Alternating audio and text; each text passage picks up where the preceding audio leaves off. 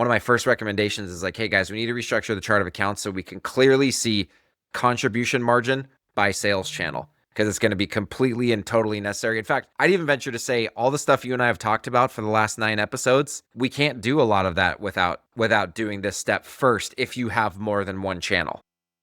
All right, we're back. Episode 10. Dylan, what's happening? Not much. I'm excited to talk about today's topic. It was I know we were chatting about it beforehand, but inspired by some real time pain points that we at least I've been experiencing the last little bit. So looking forward to learning how you guys recommend setting these things up, as I think it'll be super interesting. Yeah, so today we're going to talk about how should a D2C brand structure its P&L. And what's the key? Structure its P&L for maximum insights, right? So I'll go just because obviously being a fractional CFO, this is near and dear to my heart. And frankly, it's the first thing that we address almost every single time with every brand that we work with, which is like, how is the P&L structured? I do all the audits at Free to Grow CFO. So I see far more D2C brand P&Ls than we even have clients, right? I'm seeing several a week. And what I encounter just again and again and again and again are these really long vertical chart of account structures on the P&L that are not thought out in terms of grouping them together into something higher level to make use of when it comes to understanding trend analysis and specifically understanding what are the big categories. I'll say right now, the brand founders out there that have like a P&L that's like 50 to 100 lines long, which is very common. I mean, I can only imagine like trying to make sense of that. It is so overwhelming. And so today we're going to talk about how to make sense of that and how things should be structured. Dylan, on your end, you were just sharing a little bit of an anecdote right before we hit record about seeing this with, a brand that you were talking to. How do you see this? How do you see like incorrectly structured P&Ls manifest themselves in the, agency side of the world? Yeah, so on our side, obviously, like heavily involved in the forecasting process, and to do effective forecasting, you have to have accurate enough inputs on the costing side. And if you have different variable costs for Amazon, for wholesale, for D2C, and they're not properly kind of structured in a way where you can double click into each channel and understand what those variable costs are and look like, getting us the accurate inputs are a lot harder. So just going through that process and trying to validate how accurate some of these inputs are with a brand. And I was, thinking about how nice it is when it is easily laid out to get some of these cost inputs. Because obviously, again, with a forecast, the goal is to be as accurate as possible. It doesn't have to necessarily be 100% accurate when you're dealing with some of these inputs, but you want it to be accurate enough. So you want to make sure when getting those inputs, you're referencing a source of truth that is actually accurate. So Totally. that's where my pain point started today. Yeah, looking forward to learning about how you guys think it should be done. Well, before the first step is chart of account structure, but you just made me think of something that I want to point out that I see all the time, which is a very practical issue that affects both of us in the finance world and you in the marketing world, and where our analyses cross over, right? So one thing that we do, which we've talked about a lot and that you guys do, is on the D2C channel, we're attempting to measure new customer profit versus returning customer profit on a monthly basis, really contribution margin, right?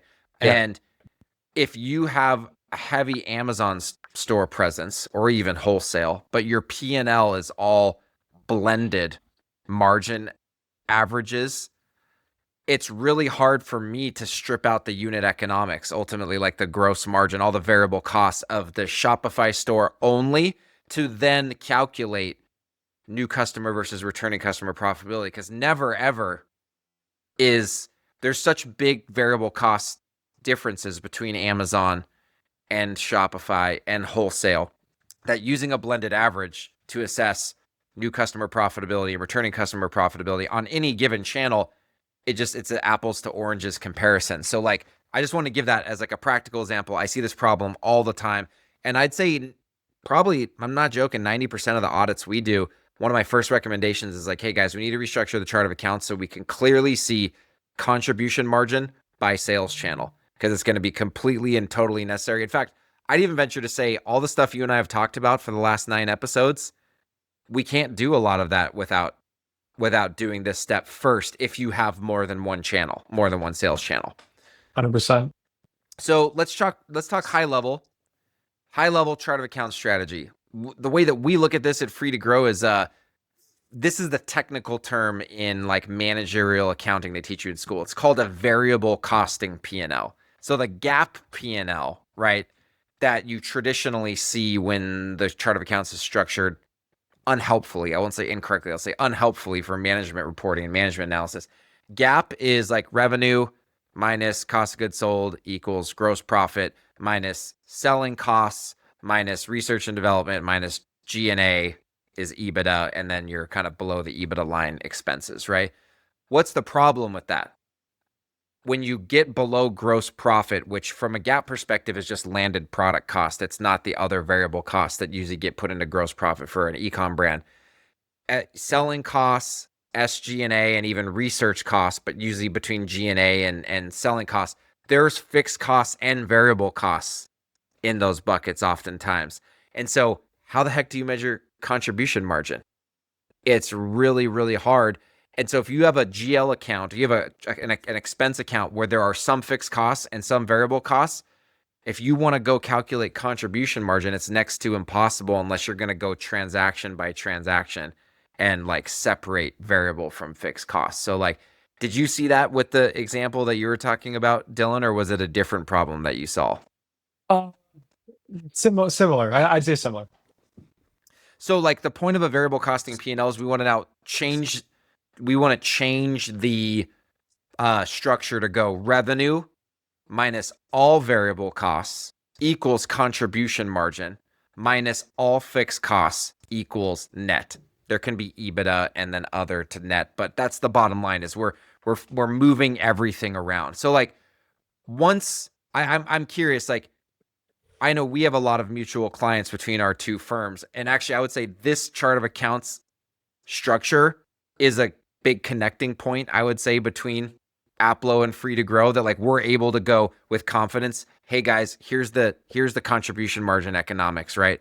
Yeah. For said sales channel. Do you when like what are some of the what am I trying to get at? What are some of the red flags or maybe like the warnings that when you ask a brand for this information and they go to pull it for you, like what are some things that happen or that get said where you're like, I'm not sure if I'm about to be given the wrong information right now? Well, honestly, I think like the most common one is I am still often surprised at how many brands don't even have a really firm profit target of the business. And it's Mm, like just a growth growth mindset at any cost. That's like the easiest one, and it's still something that we come across a lot. And it's like, well, at what efficiency and why not efficiency? And what totally. profit does that expect to drive? And usually that's like a leading indicator that if profit hasn't been like the core focus of an organization, the proper kind of, I'm going to call it like data cleanliness or organization is unlikely to be in place. And then the second one is just if you're a multi-channel business and you're not just D2C only or predominantly D2C, it's like the second you start getting into like how is your P&L structured or do you have like the D2C specifics, it'll sometimes take weeks or months to get the right data. Yeah, well, which and like sounds crazy, but it's like, yeah, like if you actually start digging into it, it's like if it's not readily available, and to your point, it's a mess to find, it sucks to go and fix it. So totally. it's like a super common problem, and why we like working with you guys so much. Makes our life a Well, lot easier because it actually slows us down if we don't have the data. So totally. that's like the most common. I'd say those are the two most common ones. Well, let's take this a step further. The reason why we and you guys need a variable costing P&L, which again is revenue minus all variable costs minus all fixed costs equals net. The reason we need that is because we can't build a projection model that scales profit up and down with revenue volume without having variable costs and fixed costs split out. Like there's this, I don't know why they do this, dude. When I was in school getting an accounting degree, like, yeah, there's managerial accounting classes and they teach you cost behavior, like variable versus fixed. But like the like typical accounting budget that they taught you in school was to like literally go down the P&L and calculate every cost as a percentage of revenue, like almost as if every cost was variable, and scale it up and scale it down with revenue. And it's like, that's not how this business works, man. There's some costs that don't change with revenue. And Yeah. when you're in the business of marketing, growth marketing, right? You're in the business of trying to scale margin dollars, right? That's the business that you're in. You're trying to input different marketing inputs, some of which is ad spend, but in other activities and efforts to try to, at whatever those things cost, you're trying to generate even more margin dollars than what those things cost. So at the end, fixed costs have stayed the same and contribution margin dollars have gone up. And if that's the case, net profit has gone up. And so it's of the utmost importance to get this right? Yeah, no, I think that our industry as a whole over the last couple of years has gotten a lot more financially literate, but I think that there is still like a lot of opportunity for improvement. And if you can invest in your business to get that literacy, it makes everything so much easier, not only on like the marketing side, but even just like aligning incentives. Like you have to have proper measurement of these things to actually like it gets into how you can structure bonus structures. Like this literally touches everything. So Totally. without it being properly structured, it gets really hard to manage your business in a way that is like top tier A+ level management style to get to a place where you likely want to be. And also it can just get, quite frankly, in my opinion, like very dangerous. Like it's like Totally. you want to know your numbers. Like the integrity of your data matters, and it should be like one of the most important things you're doing in the event that you don't already have it in place. I have one question for you, and it's a question that I get a lot. I don't think there's like a one size fits all answer to this question, but just curious how you often deal with it. Is like when you do have the proper kind of chart of account structure and you have like the multiple channels broken out, call it wholesale, Amazon, D2C, maybe some other stuff in there, but let's just call it those three. Like, how do you start thinking about like some brands will come to us and say, like, well, if D2C is 70%, wholesale is 20%, and Amazon's 10%, do I take my fixed costs and start thinking about my targets as these percentages? Like how do you start having that conversation? Because I've seen them multiple different ways. Either are at the end of the day, as long as you're making money, it's probably going to be okay. But just Yeah. curious how you kind of have that conversation with brands and how you think about that.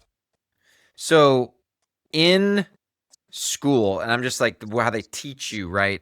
I got a CMA certification, which is kind of like it's the management accounting version of the CPA, which is much more around this like cost analysis and forecasting and planning. And like there's a whole section on what's called overhead allocation. And overhead allocation is risky business if you're not thoughtful about it, because you can distort actual profitability by allocating fixed costs incorrectly. My plan A with brands is let's please not do this, because it's just going to distort the profitability of the channel, right? If we have to do it, the one case it usually comes up more in manufacturing, right? Is like, hey, if we have our own factory, like we've got to allocate some overhead to the cost of goods sold, right? And what I always tell them is like, look, in terms of forecasting, we don't, because if those fixed manufacturing costs are fixed, the forecast is that they're fixed, right? And if their material costs are variable, then the forecast is that they're variable and they vary up and down with revenue. But if we want to do a a pricing exercise, okay, let's do a side analysis where we come up with some allocation to allocate factory overhead to our COGS to see if we have priced our product high enough relative to the fully loaded cost inclusive of fixed costs. And additionally, if we want to compare what is the true apples to apples comparison of us switching to contract manufacturing, which is a variable cost, right? As opposed to some of it fixed and some of it variable when we do it in-house. Let's do a fixed overhead allocation method to COGS to see if we would actually save money by doing contract manufacturing. So I prefer that we do it as a side analysis, and usually it's around pricing. Like, are we pricing enough to fix the overhead that is driven by this Yeah. particular overhead driver? But the problem is doing it any other way is I don't know. I personally think it's futility. It's not that helpful. And if anything, there's something called activity-based costing. I don't know if you ever heard of this, ABC. In theory, it's the best way to do it, but it is so time consuming. And what it says is that effectively, like, it was created because a lot of people used to do it based on revenue. So like whatever the percentage of revenue was, I'll allocate fixed costs to that channel in that manner. But like, what if another channel is just way more efficient on the fixed costs than the others, right? And so activity-based costing actually has you go map out all the activities that are done by those fixed costs, and you do a time and motion study to see how much time you spend on all of those. And so then you do an activity basis based on a time study of like how much time is spent on that sales channel. So that's actually the best, most pure way to do it. But I hope you have time to do it and that the juice is worth the squeeze, because it's a lot of work. Yeah.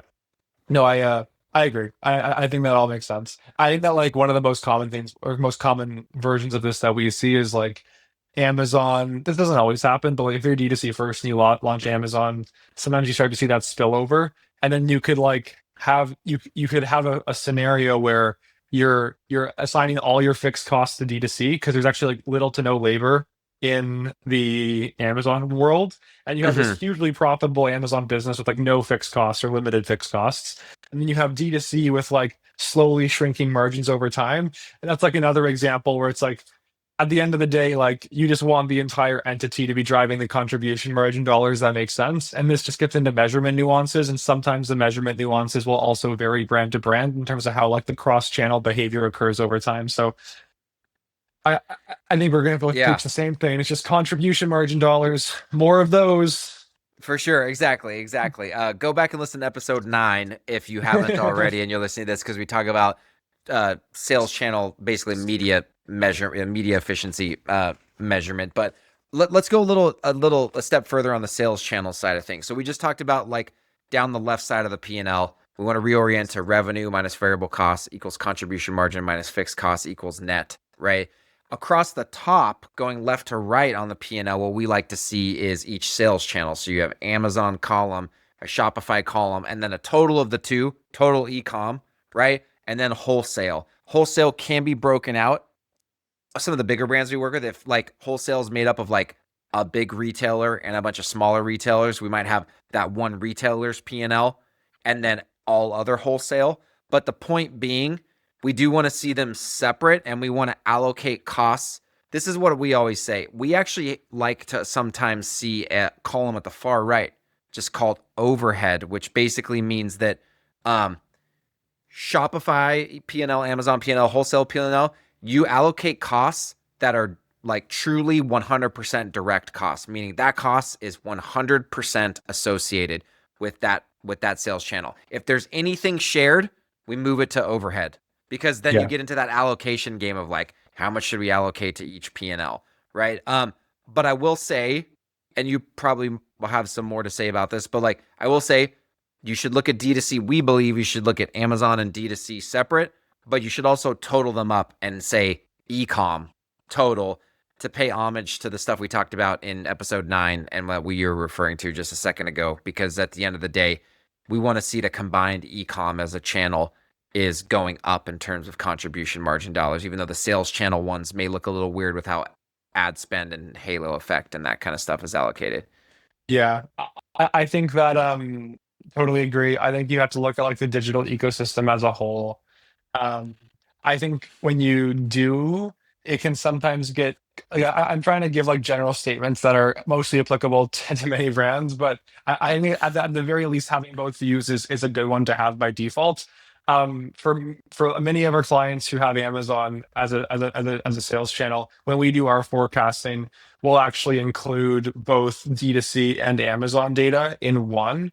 to try to understand what the actual outcome is to the P&L when you're scaling spend, how that may impact Amazon a bit, and how that actually, impacts your target setting across the digital ecosystem. Because oftentimes when you do launch one, there is a little bit of cross-pollination where you'll lose some of your sales to one channel or the other, depending on where you started first. So I think it definitely is important to take that into account. And I think over time at larger scales too, it also starts getting interesting for how you allocate ad dollars as well and how you think about that. Totally. Because there also is like if you go D2C first and go to wholesale, like how do you think about your ad dollars and how that impacts wholesale? Because there is going to be some impact from those advertising dollars. And I think that that's also why at the end of the day, you also still want to look at like obviously everything together, but how you justify those dollars and how you measure those dollars across various channels is kind of like the never ending game of attribution, which obviously we can chat about in circles all day. So, Yeah, which we have it perfectly solved, so like it's no big deal anymore. We have yeah. no, I'm gonna go get my crystal ball. I'll be right back. yeah. Just kidding. No one take that seriously. We don't have that figured out. But we can like it again. If you haven't listened to episode 9, go back and listen to that because we talk about even if you're not 100% correct on sales channel attribution, there are analyses that you can still do that give you directional indications that you should keep heading in one direction or stop heading in one direction. So don't think that because you can't allocate spend to, the customer level or the sales channel level that it's not still helpful to do some of the analyses that we've talked about here. It's 100% helpful. One thing I wanted to talk about really quick related to this is a common issue we see is that when we're doing our audits is that we can't even break out the sales channel P&L because here's the two common scenarios. The first one is there's just no sales channel segmentation in the chart of accounts. So there isn't like a revenue Shopify, revenue Amazon. There's just gross refunds, discounts. And it's just one, it's company-wide GL accounts. There are plenty of brands that we see that do have revenue broken out by channel and they have shipping costs broken out by channel. They have merchant fees broken out by channel. They have ad spend broken out by channel, but they don't break out landed product cost by channel. And I just wanted to mention that like the two hardest things to nail are breaking out landed product cost by sales channel on the bookkeeping side. It's not impossible, but it can be a data wrangling challenge.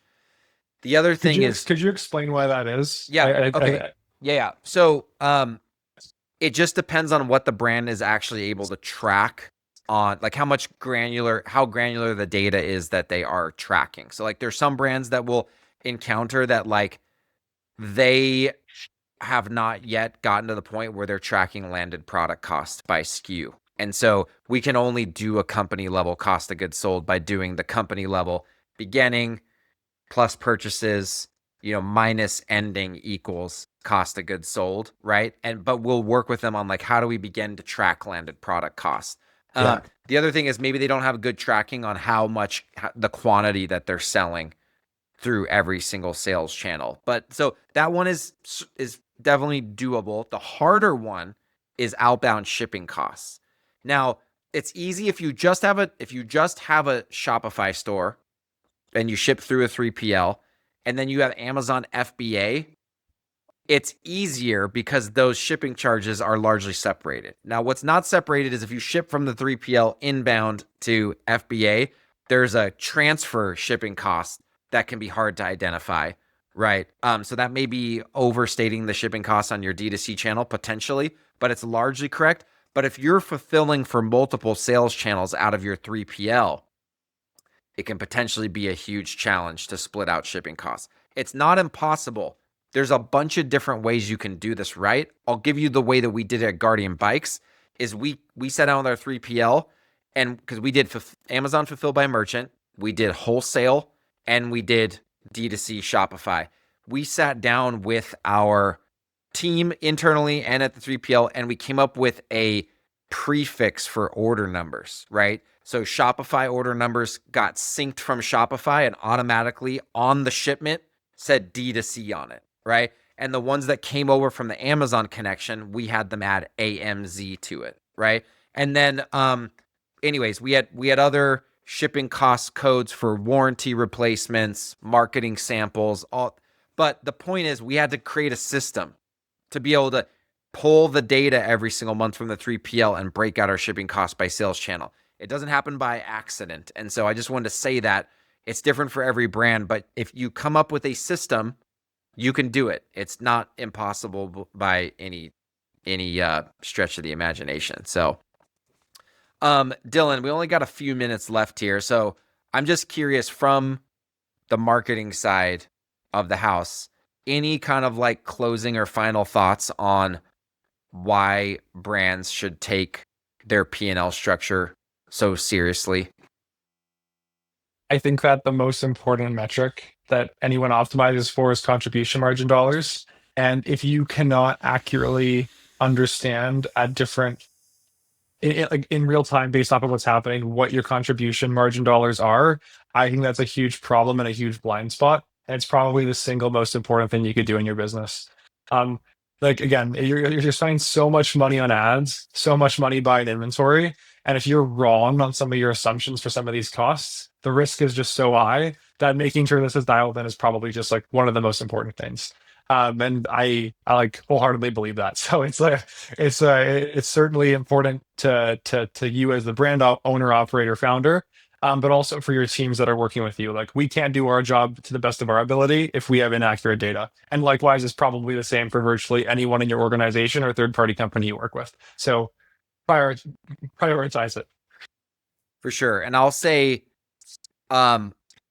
scaling a brand is you living in a world of incrementality, right? Scaling, one definition of scaling is like trying to incrementally add more profit to the business as you grow it, right? And fundamentally, math-wise, theoretically, you cannot project incrementality on the P&L without projecting variable costs separate from fixed overhead costs. It's just impossible. Mathematically, it's the only way to do it. So since we're playing an incrementality game, we've got to be measuring an incrementality game. And so it's of the utmost importance. I agree. And so hopefully this is helpful for everybody. And boom, episode 10. What's up, dude? Double digits. Here we go, baby. Yes, sir. Yes, sir. Thanks, Jon. All right, man.